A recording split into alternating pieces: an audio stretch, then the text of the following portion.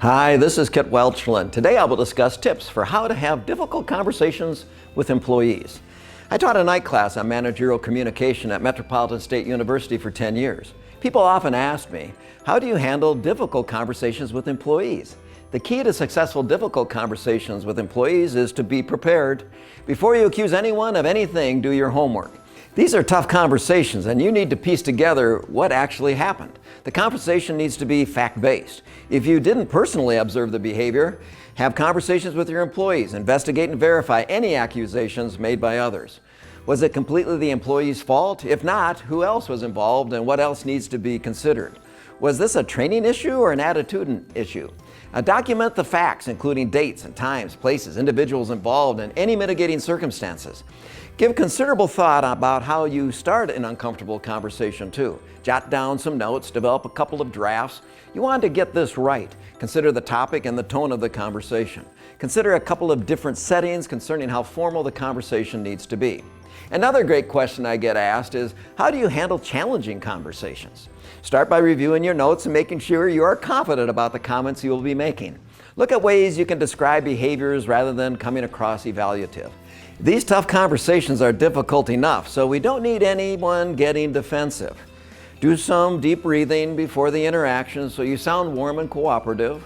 One of the tips for encouraging employee engagement after they've received feedback about a performance issue is to get the employee's side of the story. Regardless of your findings or information, once they've received feedback, give the employee an opportunity to explain themselves and their position. Be open to listening and learning their perspective about the performance issue. Perception is a funny thing. Maybe, just maybe, if you had been in the same situation, you may have behaved the same way. Finally, to encourage employee engagement, agree on how mistakes will be prevented in the future and collaboratively discuss a future plan of action. We want to create employee engagement, not employee resentment. Here are some tips for handling difficult conversations with your employees when you've been and have to give negative feedback. Focus on behaviors. Work hard at describing observable behaviors. Keep it impersonal. Make your comments and make sure they are strictly job related. Keep it goal-oriented.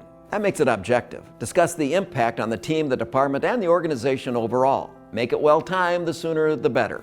And ensure understanding. Once they've received feedback, ask them to share with you what they think and how they feel. I don't care whether you like the person or not. Provide both positive and negative feedback. It's a performance issue, so compliment them on their good work and share suggestions for improved performance. It is certainly best to keep challenging conversations fact-based. The key is to be really specific about the problem and the issue. Indicate to the employee you have documentation. Putting things in writing increases credibility. Define the violation in exact specific terms. Explain the effect the rule violation had on the work unit's performance. Sticking to the facts always beats opinions and inferences. Effectively handling difficult conversations takes work. Yep, homework. Communication is clumsy and tough enough. Don't leave challenging conversations to chance.